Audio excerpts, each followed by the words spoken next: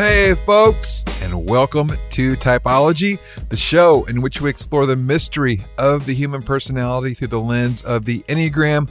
My name is Anthony Skinner. I'm really happy that you're here. We have a great guest, author and speaker, Rebekah Lyons.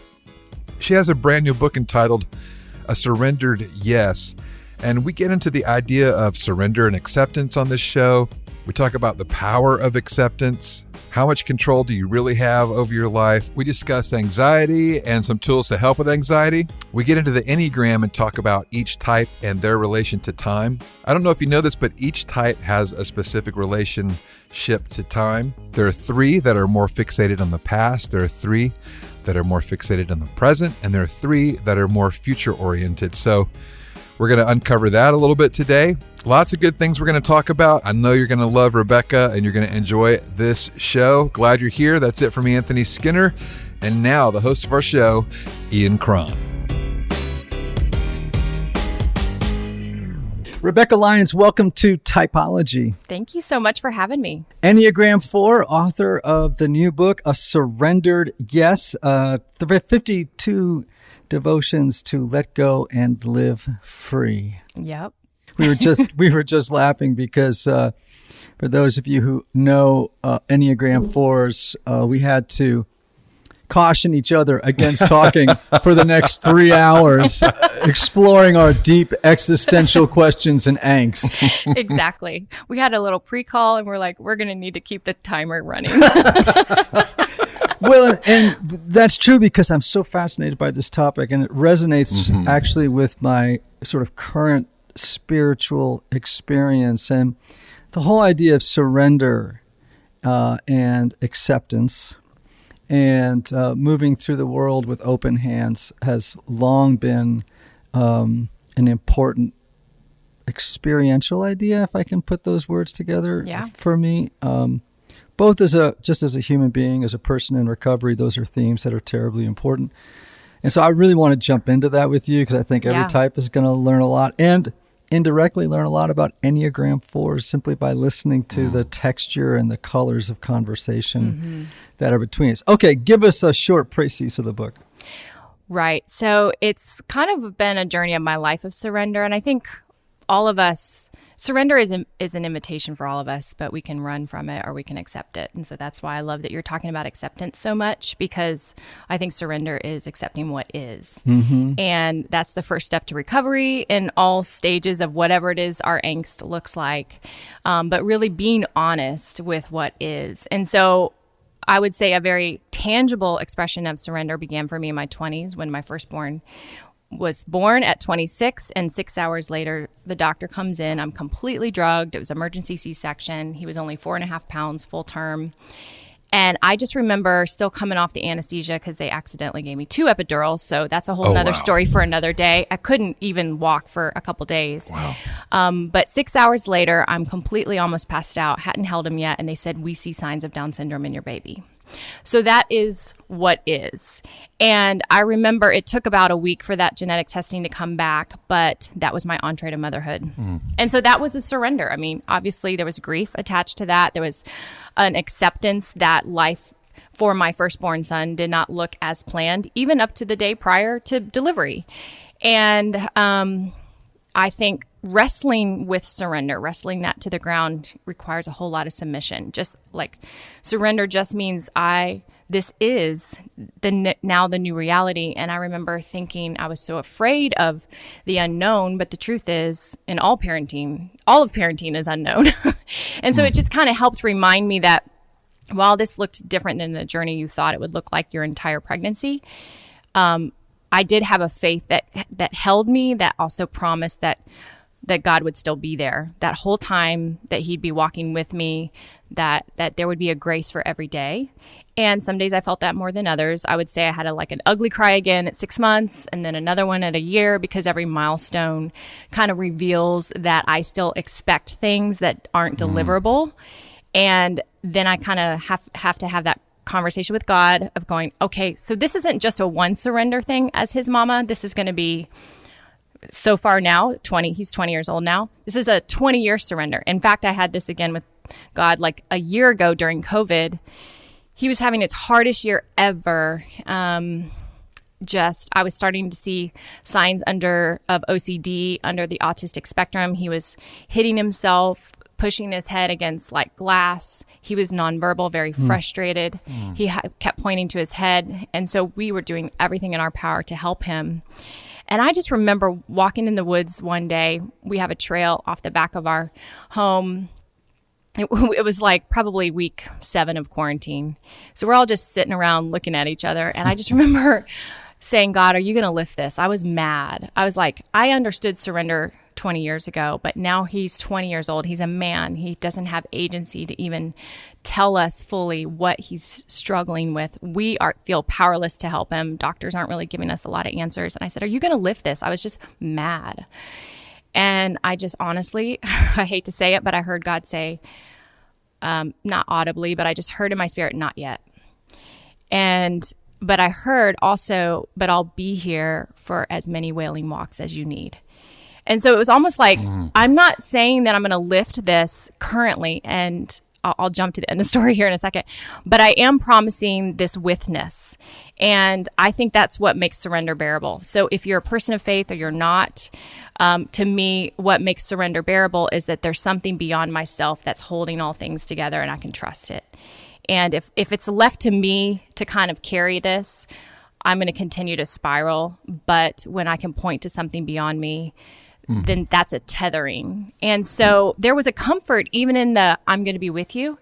And here we are a year later from that moment. And a lot of things actually have lifted for him.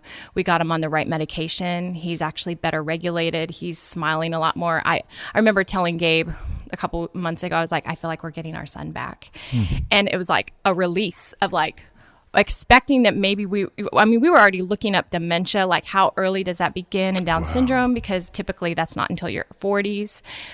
So we're just having to that is the journey. I just think we don't choose surrender, but it chooses us. And so I can accept that, and I can live into that, and I can grow from that, or I can just push against it and be an angry, resentful person.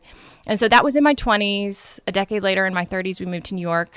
I started having panic attacks. That was a new season of surrender that was more about mental health, because my dad had suffered from the same thing when he was about my age at that time. And I watched that in high school and college and my early 30s. And then I would say this last surrender is like almost every decade, I would say, is when we said yes to adopting Joy 3 years ago. She was 5.5, but at 4 months abandoned at a police station in Guangzhou, China.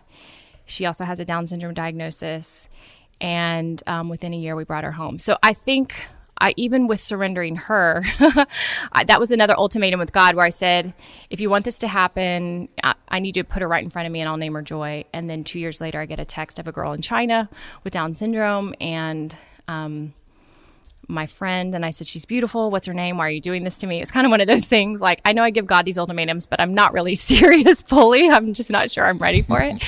And she says, well, she came to me in the middle of the night with a baby that was having a terrible heart defect and needed surgery immediately. She actually doesn't have a heart defect, but I saw like a lostness in her eyes, but I knew there was a spark there, and I renamed her Cara, Chara. And I said, okay, great. So you mean the Greek word for joy? And she said, yes. So it's not only that I say to God, I need you to put her right in front of me. I also said, I'll rename her Joy, because I kind of kept saying in that season of mental illness, like, restore to me the joy of my salvation. I want joy back. And I wanted, like, even this daughter was a promise, a sign of that promise. And then God's like, not only am I going to put her in front of you, I'm going to actually change her name to Joy before you even meet her. And so now she's a part of our home. And so there's a surrender every day. And then there's big surrenders that change trajectory of your life.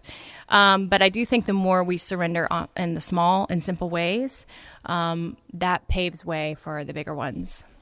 That was a long answer. Just gave it all to you. We could be done now. Yeah. Well, I mean, so out of that emerges this book, which is actually a devotional. So it's not a long form prose book. I assume to help other people experience or surrender and acceptance in their own lives by using prompts, right? And right. questions for journaling and essays, examples, yeah, everyday examples. Yeah. So what a great service. Oh, thank you. It's just, I think it's just a daily thing. I think sometimes we put too much pressure around the idea of surrender. Like it's just, it could look like life-altering moments for sure, moving across the country, shifting careers, growing your family. But honestly, it's really just a posture. Mm-hmm. Yeah, when you were talking, it made me think of really it's a practice, right? It's not like a one-time thing or a two-time thing. It's a daily practice. Because I was thinking, until you surrender to hurt, you can't find healing. The fear is largely about surrendering control. When you surrender to your loneliness, it helps you reach out for a relationship. It's like, it's a practice. Yeah, even confession itself is surrender. You're getting something out of your head or out of your heart, and you're putting it out there. You're releasing something that almost brings clarity every time. And it does, as a result, also bring healing. Hey, Typology Tribe. I want to take a moment to thank our sponsors for helping us bring you what I hope is great content every week. Now, you all know I'm a big proponent of counseling. Whether you feel like something is interfering with your happiness or preventing you from achieving certain goals, counseling is a great tool to help identify what those blocks are and then work through them. Yet finding a therapist can sometimes feel intimidating, but not with BetterHelp. BetterHelp offers online counseling at your own time and your own pace. You can schedule secure video or phone sessions plus text and chat with your therapist when it's convenient for you.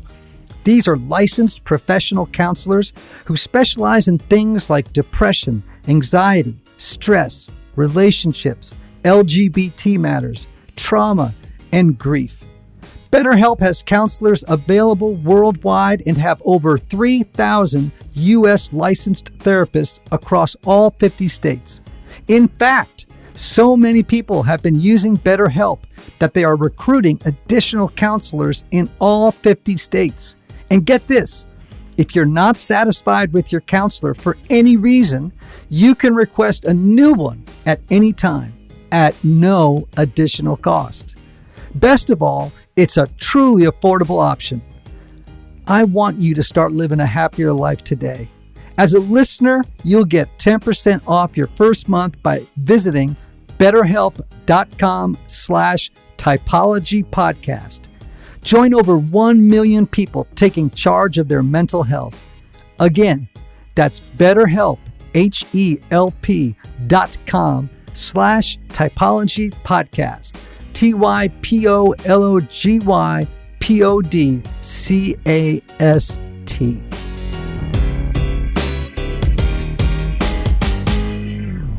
I've often told the story of a spiritual director I had who once challenged me as a 4. I was all down in my darkness and complaining about all manner of things associated with my past and my life. And he said to me at one point, he said, "Ian, these are the cards. This is your life. What's the invitation?" And I didn't understand that last question until he explained that, embedded in every circumstance, there is a divine invitation to move into some new place. And I would count in it, among other things, a place of acceptance and surrender. And, I think one of the things that causes suffering is resistance to suffering. Exactly. Right? It's like those who refuse to suffer most, in the words of Montaigne. And so, everything in us wants to push away suffering. All of us want to grasp pleasure and power and avert pain. Yeah. But ironically, the place of happiness and joy is in this posture of acceptance and surrender. And I like what you say, to the way the world is. And this is the way the world is. And I've met so many people who unconsciously fight against the past. For example, I refuse to believe this happened to me. I refuse to accept that this is how I was raised, or this happened to me, or that happened to me. It's like, well, good luck with that. Because that's a lot of energy. That's a lot of work, right? When if you can just sort of say, it ain't personal. Right. You know, Yeah. if someone else had been in my shoes, the same thing would have happened to them. Right. And if we can just accept, and when you do, Anthony, I don't know if you guys have had this experience, but you know, you just feel this constriction. I mean, I think somatically, when we're fighting reality, you can feel it in the body. Right. It's like you're all pinched inside. You know that feeling of just being pinched? Yeah. And then when you let go, there's this like dilation in the chest, and you just kind of open and you exhale this relief. Like, because so much of it is about the denial of reality, really. Yeah. So you're spending all this energy trying to keep this thing submerged, and surrender is accepting the cards, like you're saying. Well, and even one of the most obvious physical symptoms of stress is shallow breathing, right? It's the first thing the brain is doing when the amygdala is going off and you're in that fight, flight, or freeze. You literally can't get a deep breath. And I remember doing a study before my last book, Rhythms of Renewal, and that's all about trading stress and anxiety for peace and purpose. And the American Institute of Stress said 4 out of 5 of us, so 77% of us have physical symptoms of stress. That was pre-global pandemic, by the way. So, but the point is that shallow breathing, those racing thoughts, those sleepless nights, a mind that won't quit, really is all of us trying to manage our pain. And the way we manage it is by suppressing it. right. And addictions, by the way. Right. Right, is a very efficient form of pain management. Right. Though it creates more pain in the end. Exactly. Right. It's that temporary release for a much costlier long-term problem. So, angst. Yeah. You've had a share. Yeah. You're a 4. You understand Angst? And I don't know what you're talking about. So here's the thing I hope people realize as we're talking. You know, it's very easy to just say, okay, these are 4s. This is what they're like, and just describe them. And I would challenge people who are listening to think, to be a little bit more intentional and listen to the quality of conversation. Like the quality of this conversation is different than one I would have with a 1 or a 7 or a 9, right? The energy would be different. The choice of vocabulary will be different. The topics of interest will be different. The things that grab our attention. And then, you know, as Helen Palmer says, wherever your attention goes, energy follows. Right. And so this is where the attention of 4s go. Yeah. And then part of it then defines, to some degree, the vocation of the type. Yeah. Like part of our thing is, how do we help people with themes like surrender, acceptance, angst, anxiety, depression, fear? This is what we're good at. Right. This is kind of what our 4s superpower do. It because is. we have felt those same exact things, and you have empathy. You know, like I've heard you say before, empathy is our superpower. It is truly, I can't not have empathy.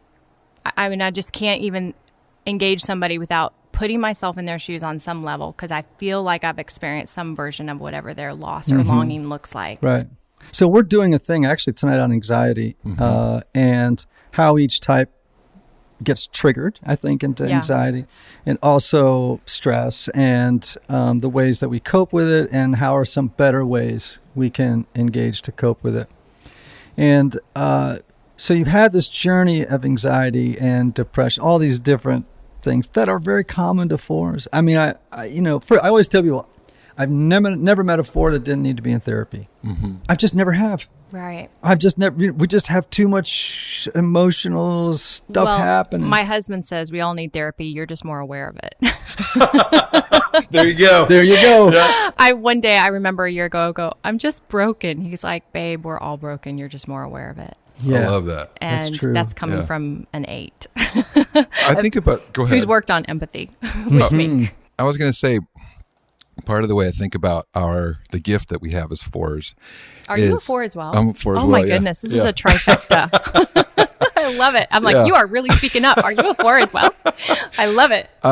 But we all experience darkness, but the way that we encounter darkness, I think it allows us to mine for pearls that then we bring back with us that help other people that may not go spend the time trying to dig underneath what the darkness is about. Yeah. So anyway, I think we get to experience maybe highs and lows that others don't, so we can bring back treasure and help people along the way. And I think what I have found that's been such a gift is having language. I think being able to offer the gift of language for someone who's like, I can't make sense of this, but everything you're saying is is resonating to my core. So you're almost given the gift of voice to share with someone else who is in the pit, right? Like who is just in the center of whatever their dark night of the soul looks like.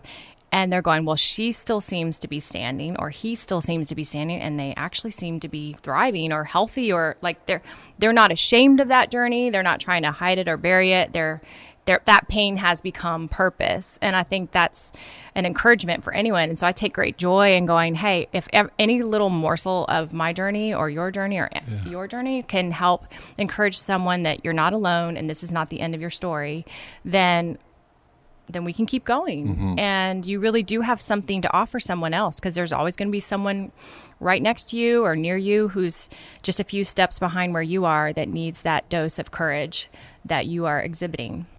Yeah. But, here's the thing about acceptance and surrender, in my experience. It's not something you can manufacture. No. There's no button. You know what I mean? There's no surrender button where we can go, doink, There's no strategy. There's no strategy. And, here's been my experience of what has really helped me is as often as I can live in this rhythm. And I know that daily rhythms are so important to you as a major theme in your work, right? In fact, one of your books was Rhythms of Renewal, right? So, I mean, you have to, I think the only thing we can do is set the table to experience surrender and acceptance. And it may not come as quickly as we'd like, right? Right. And so for me, a daily rhythm is just one of contemplation and meditation. Now, some people would call it centering prayer in the Christian tradition. Others, and maybe even in an atheist community, might call it mindfulness meditation, whatever it is, which is to really come before your higher power, God, Jesus, whatever your thing is, right? And I say that because some of our audience don't self-identify as Christians. I think that for me, just shutting up and actually making a point of quieting my discursive, busy mind, and in some way opening myself up to what Thomas Keating calls divine therapy. Yeah. It's as if to say, God, I have nothing to say here. Yeah, I am done talking. And all I'm going to do is quiet the mind, focus on my breath, maybe use a prayer word or not, and trust that in the silence that you are working in the background, rewiring, repairing, you know what I mean? Like doing healing. Doing some kind of maintenance work on the system. You know, I don't want to use, mechanic language for a human part, but what's your daily rhythm then for cultivating a space in which surrender is most likely going to happen? Hey folks, today is the day. The special offer for my course, True You, ends today, which means if you want to become a more skillful parent, a better partner, a wiser friend, and an all-around better human being, this is the best time to sign up. Now listen up, folks. True You is typically available for $127, but today, until midnight tonight, Thursday the 26th, you can get it for just $97. Included with it are 2 exclusive bonuses. One, you'll get the recording of a live town hall for your specific number. And you'll get a free month of the Typology Institute membership, which includes exclusive podcast episodes, monthly town halls, and a curated newsletter from me.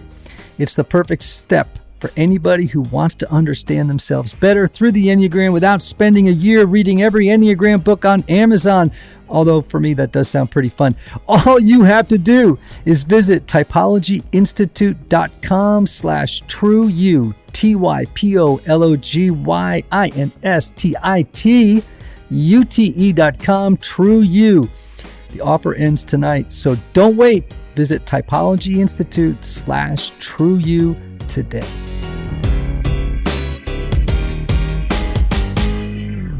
What's your daily rhythm then for cultivating a space in which surrender is most likely going to happen? Yeah, I have several, but I would say probably the top one every morning I live in Franklin, so we used to be neighbors. We're not too far from each other now in Nashville and Franklin, but we have a front porch, and I can see more animals than people, so I'll just stop there. And I used to live in Manhattan, so one of these things is not like the other.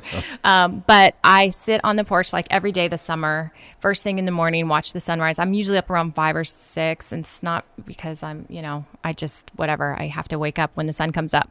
But all that to say, I'll just sit out there. And I would say in the past, I used to think like, I need to get through this book in the next 2 days, or I want to journal these 3 pages immediately. And I have felt more prompted to just be and listen to the birds wake up and just like look out. It's a really pretty view because it's just, you see the fog rising when the sun comes up, and Tennessee's just really pretty. Can we just say that? Yeah. And so as a result, I'm just kind of soaking in the beauty of nature and creation and watching everyone wake up. And there's a real grace in that, to just be in it and enjoy it, like actually enjoy it and not feel like I need to say something or offer something, but just receive.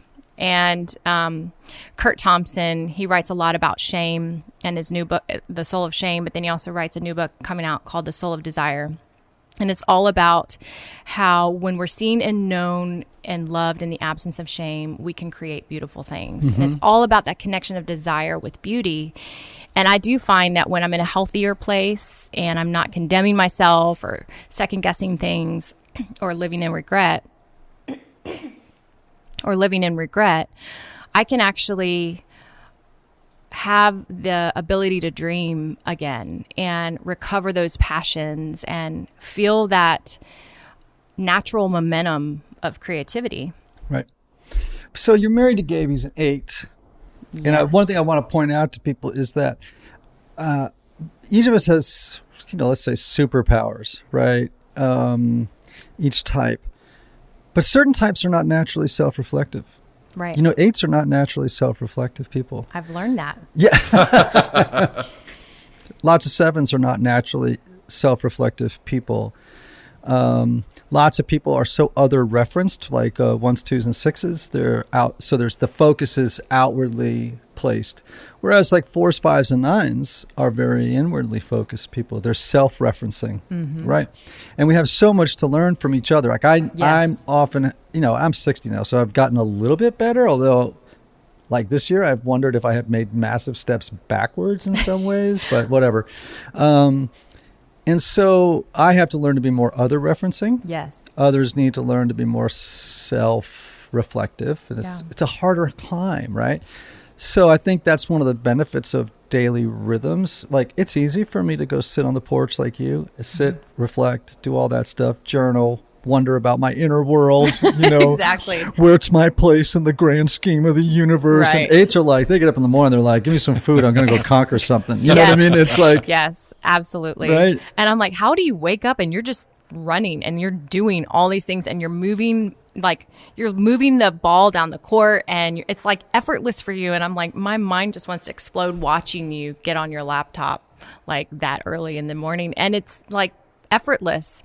And you're at peace with holding it all. And it just makes me want to completely spiral. So I do think it's really good to be paired. It's not, we're both passionate people, so I wouldn't say that it's like an easy thing. Like we both feel very strong about our passions, and sometimes they complement very well, and sometimes we just see something differently, and we're just going to go toe to toe.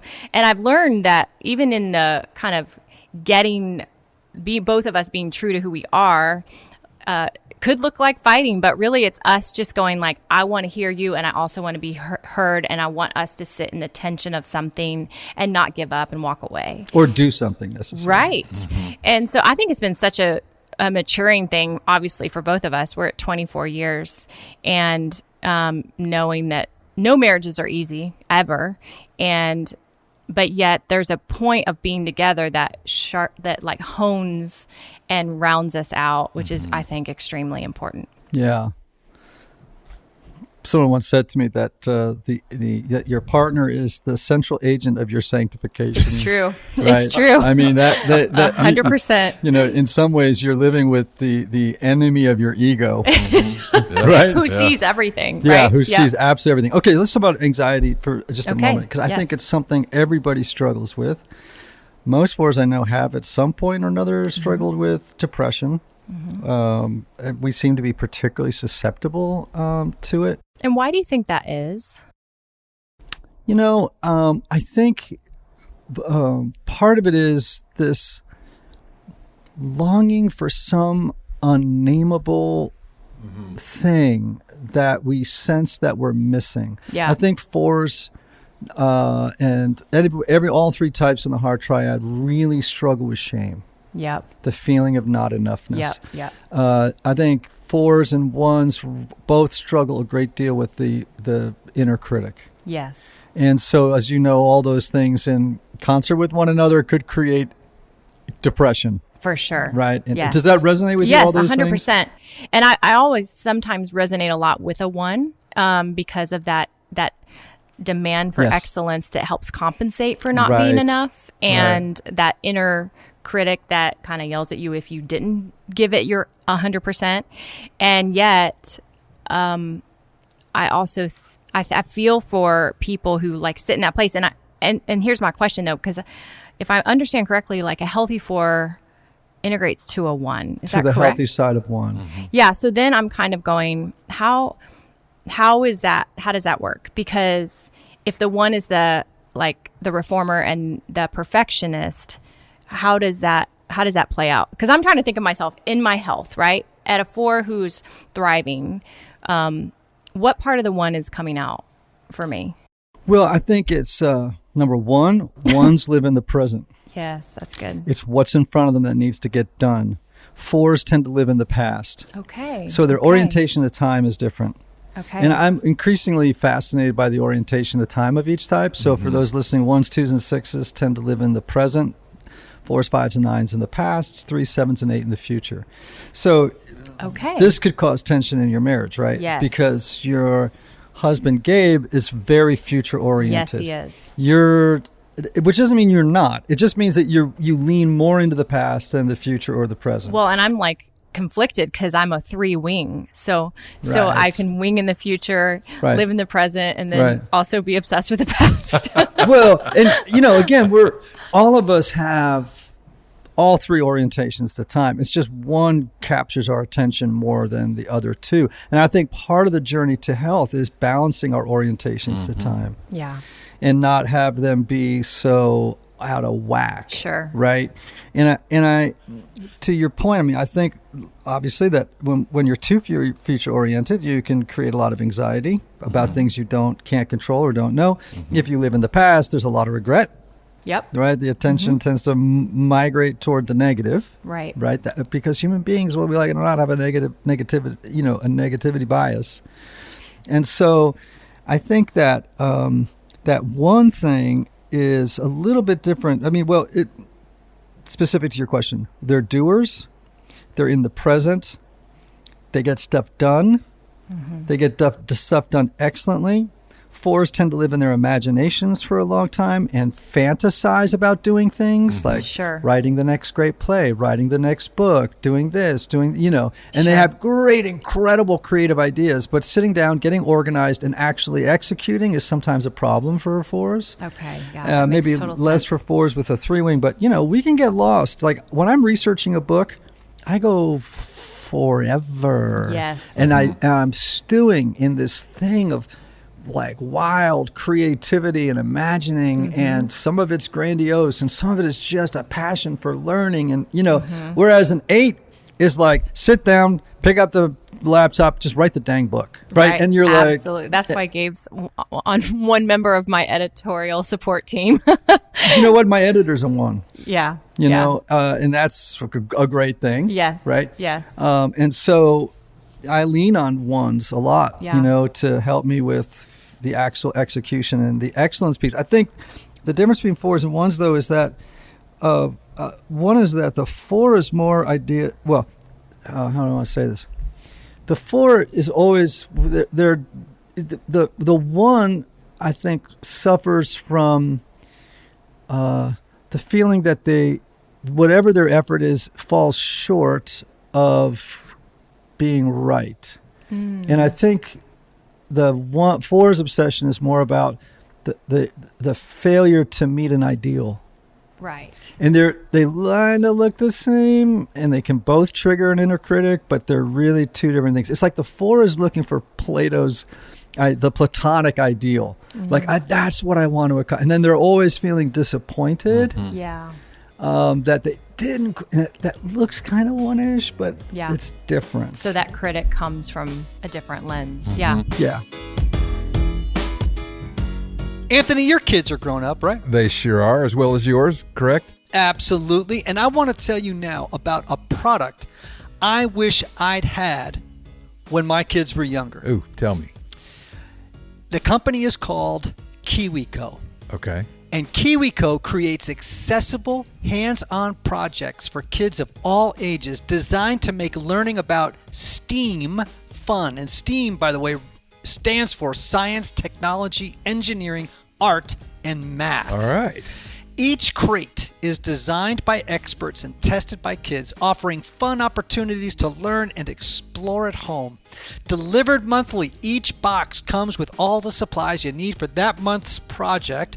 No extra runs to the store, which right now is a huge bonus, right? Huge bonus, yes. Kids love getting mail just for them, don't they? They do. Right? It's a great way to end the school year and kickstart the summer break knowing they have a package to look forward to each and every month, bro. Christmas every month. That's right. For instance, my assistant Wendy has 2 young boys, 7 and 9, and they were so excited to receive their science crate with their names on it. Fun. Right? It included all the materials and learning resources to build a mechanical model of the sun, earth, and moon. And they designed their own constellations and made a light-up lantern. Ooh, I love this. And they loved it too, my friend. With KiwiCo's hands-on art and science projects, kids can engineer a hydraulic claw, build an animation machine, explore colorful, kid-friendly chemistry, and more. You'll get everything you need to make STEAM seriously fun, delivered to your doorstep. And just for our typology listeners, get your first month free on select crates at kiwico.com/typology. That's KiwiCo, KIWICO.com/typology.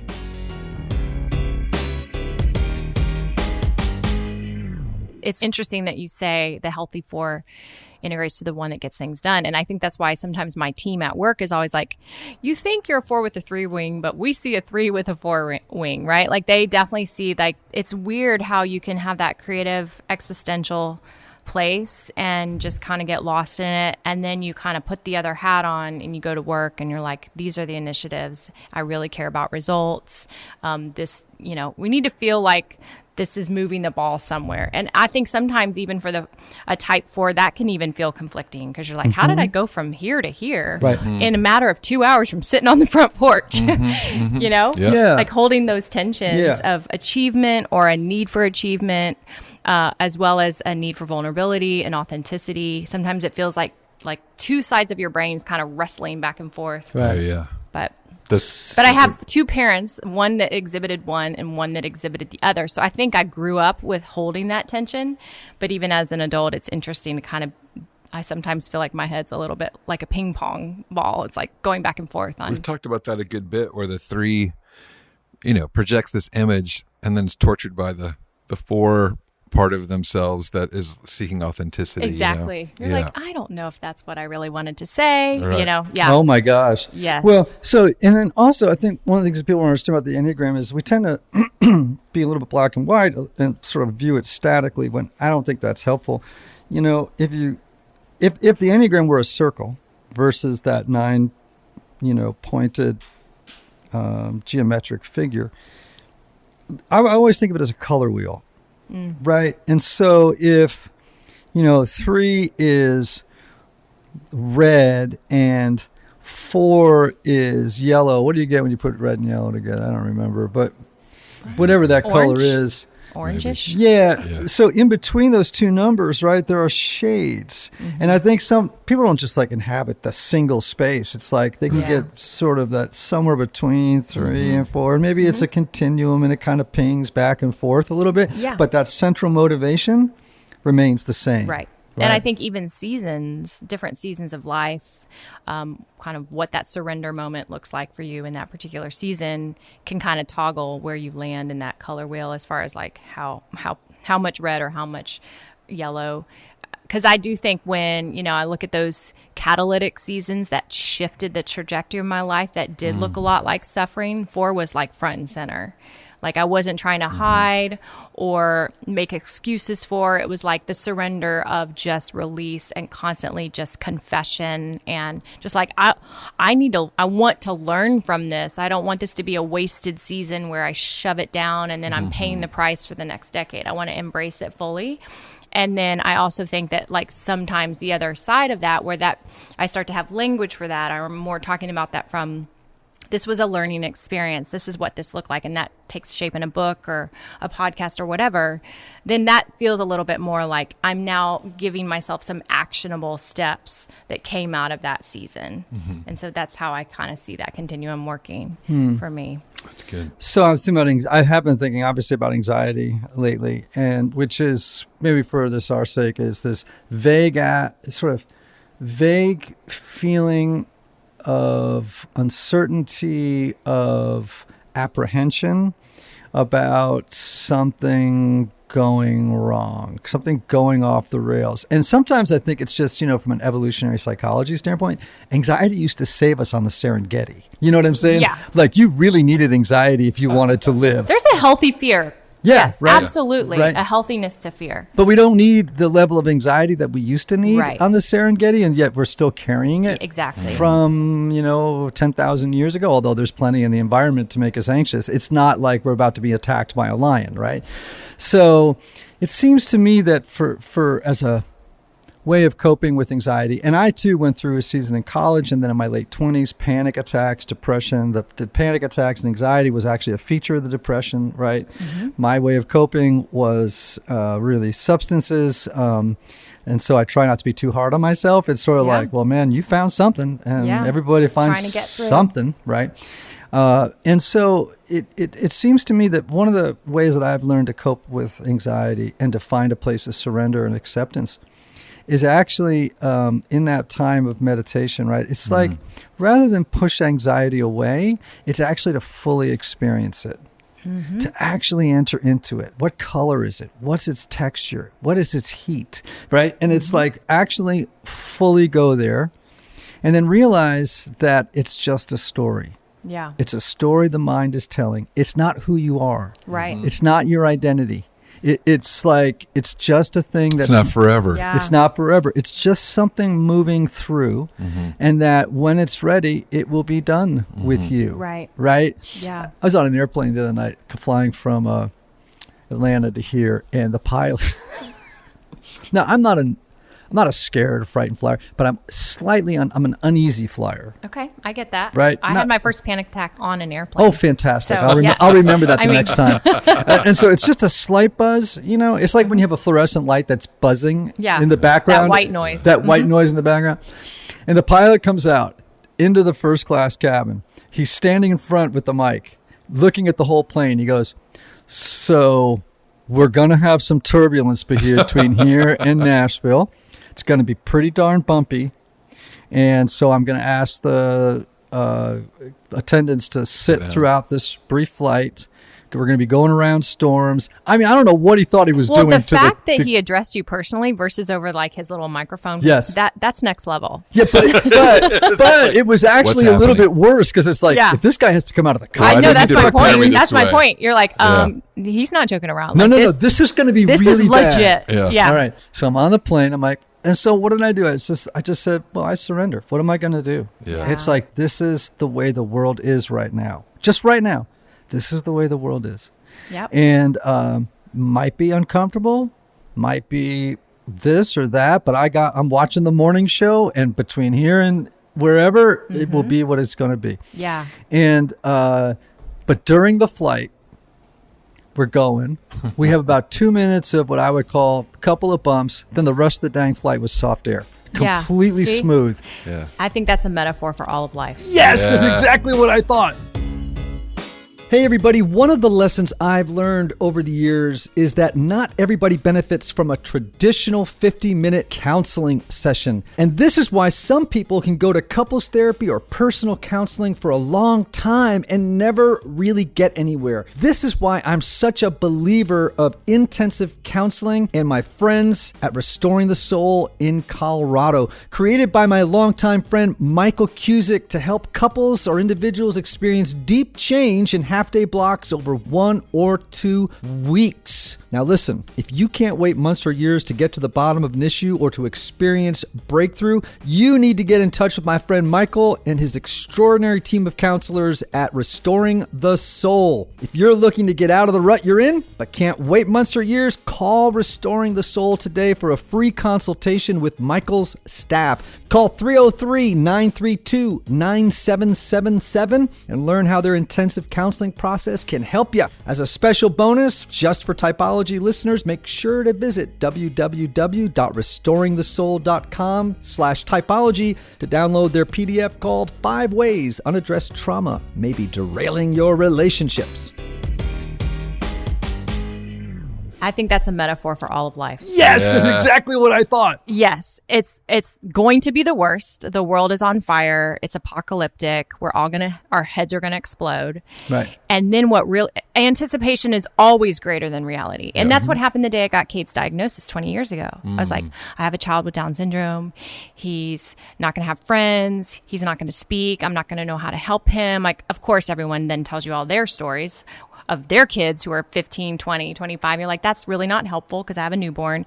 And so we even not only do it to ourselves, we tell it to other people, and we almost inject that anxiety onto, like, parents inject their anxiety onto their kids, friends inject it onto each other. You're like, well, I hadn't thought about that, but thanks, and then all of a sudden with this like cesspool, I call it like a tsunami of fear, it's just overwhelmed and swallowed up a whole community, but also I think right now globally, I think there's a tsunami of fear that we either are like get caught in that riptide or we paddle like heck to get away, because you can't live like that and be any agent of change or any agent of hope if you're swallowed up. And I'm just no good. I'm not helpful at all if I'm swallowed up. And so I think a lot of us have to be honest with, like, it could go this way. And maybe I love that we're talking about anxiety. And I wonder, like, you giving your very practical, like, I think almost the sooner we surrender to the anxiety, like the faster we can get to that point. Yes. And surrender to it. And I remember like coming out of those panic attacks on airplanes because I thought it was God's sense of humor to then put me on a plane every week to talk about peace. I was like, oh, okay. So it's like mine was rooted in claustrophobia. And I just remember reading so much that, and the metaphor for that was a fear of being trapped and powerless in a circumstance, relationship, or situation that you have no agency to change. And so that's kind of what it reflects, claustrophobia. And so the combat to claustrophobia, and like every other phobia basically, is exposure. Right? So bravery is moving scared. You actually have to step into the place and you retell yourself, like the story that you've been telling yourself, you reframe the story that you've told yourself is that if I'm stuck on this trapped elevator, I will die. Well, that's not true. So then I have to keep putting myself on an elevator every day. Thankfully, I still lived in New York City for 2 more years, and I lived in a building on the 7th floor. So even though the first 2 years of my time in New York, I couldn't even get on a plane, a train, an elevator, a subway, or walk in a crowd. Once I started to experience the peace of God and practice that daily, then all of a sudden I'm like, okay, I'm going to get on this elevator every single day until it's not as scary as it was. And I might need my husband with me. I might need my kids with me. I might not be able to do it alone yet, but I'm going to keep stepping on that plane and I'm going to keep stepping on that elevator. And like you said, you just chose to surrender immediately. That's what I did. I would just say, like, I started to feel a little anxiety. A couple years later, we were flying to Paris and it was like my favorite place to go. And I was so excited. And the minute I got on that plane, I'm like, I'm going to be on this for a lot of hours, and all of a sudden I'm going to not be able to escape. And what I do, like everyone has different practices, but I just keep going, Jesus, you're my peace. for my faith. I say, you're my peace, and I surrender and I submit to that, and I come under that covering of peace. It's not even like I'm trying to produce it for myself at all. I'm just recognizing you as peace, and I'm just going to submit to that peace. And so even that posture of surrender is more like I'm surrendering to something that's got a peaceful presence outside of myself, so that then gives me that place of receiving that versus me trying to muster it up or be enough or fight it on my own. And that just became kind of my rhythm of when I feel the panic, because panic gives you about 3 seconds when you know, like, it's coming, and then it's going to consume you. And a panic attack that consumes you is like the full bore. And so I've experienced that on planes, but then I was like, if I can head that off pretty quickly as I know it's coming by combating that with just saying, I surrender, or I submit, or I come under this covering of peace, then I'm shifting the narrative quickly. And it's almost like, if you think about, like, you're in a boxing ring and you've got kind of an ace that you use. It's more of one of prevention before you're on the ground. So I love that. And then Anthony, do you know how long the actual length of a typical feeling is? 90 seconds. Is it 90 seconds? Yeah, 90 wow. seconds. Yeah, that feels right. Right. So Wow. the actual any feeling generally lasts 90 seconds, whether it's road rage, anxiety, panic, That is sadness, so important. whatever. What lengthens the experience is the stories we tell ourselves about the feeling, right? That actually amplify and extend the experience of it. Yeah, and Right. I've learned that every feeling is attached to a memory, so that memory tells us a story. So, like, I got a panic attack last time when this happened, and then the time before that, and Right. then this That's is an right. airplane thing, and then I can never do this again, and I'm not going to fly anymore. I'm going to quit my job, and it's like all of a sudden, a few seconds in, you've given so much power to this That's right. fear. Yeah. And Yeah. so, do you have, like, I'm just curious, do you guys kind of have phrases? Because to me, I feel like to interrupt a thought, I have to speak out loud. It's like the words that come out of my mouth override the crazy in my brain. And so sometimes I'm like, this isn't true. Like, sometimes I just have certain ways. Do you guys have ways that you combat that when your brain starts to kind of loop with For a me, story? it's just I've practiced, meditation and centering prayer for 30 plus years now. A lot of it's breathing. I'll just start totally focusing on my breathing, and then I love that you are reaching outside yourself for a different narrative, and that's what I do. I ask God to re-narrate my experience. So yeah, yeah. that's good. Story plays such a huge role Yeah. in our lives. We are, Dan McAdams at Northwestern University says the human personality is actually a story we tell ourselves about ourselves, right? And so, for me personally, I do what I said earlier based on my work with meditation, which is I just actually don't move away from the anxiety. That's I good. actually move right into the center of the storm. That's good. Yeah. And then what I do then is I don't get hijacked by it. Yeah. What I would do rather is with curiosity and with kind of distancing, with a compassionate objectivity, Yeah. I'd sort of gaze right into the anxiety and go, well, hello. What's asking? What brings you here? Well, exactly. Right. Like, right. And it's like, well, I'm really scared. It's like, well, what could happen? It's like, well, I'm going to run up and down the aisles like Bart Simpson with my hair on fire, screaming. It's like, okay, maybe. And, or I'm going to have a heart attack. I won't be able to breathe, whatever. Maybe. That might happen. And then what? Yeah. And then they're going to have to drag me off the airplane on a gurney and they're going to take me to the hospital. And then what? Right. Right? It's just like, Yeah. I just Play start it to out. gently inquire. Yeah. And then the more I just observe it compassionately and from a distance, not like I am anxious. It's like, oh, look, anxiety is here. Yeah. It's good. anxiety's visiting. Well, and something Yeah. you've always said that I love is I'm the mountain, not the weather system. Yes. And right. the anxiety Say that is again? I'm Sorry. the mountain, not the weather system. Yes. That's So good. the anxiety around me, it's the weather, and it's going to change any minute, but I'm the mountain. Right. 90 seconds. 90 seconds. Which, See, we can speaking do of this. 90 seconds, we can have do less hard than that things. to close. On that note, what a segue. That was beautiful. Rebekah, thank you so much for being on Typology, author of the new book, A Surrendered Yes. Rebekah Lyons, 52 devotions to let go and live free. Website, Rebekah, that's Rebekah, Lyons, Lyons.com. Instagram, again, Rebekah Lyons. Facebook, the same. Twitter. And you can go to Amazon and pick up her new book, which is A Surrendered Yes. Rebekah, thanks for having. This was the best. So much fun. I love you guys. Thank you for having me. Thank you. We love you too, Typology friends. Listen up. May you have love. May you have joy. May you have peace. May you have healing. May you have rest. Much love. Until next time.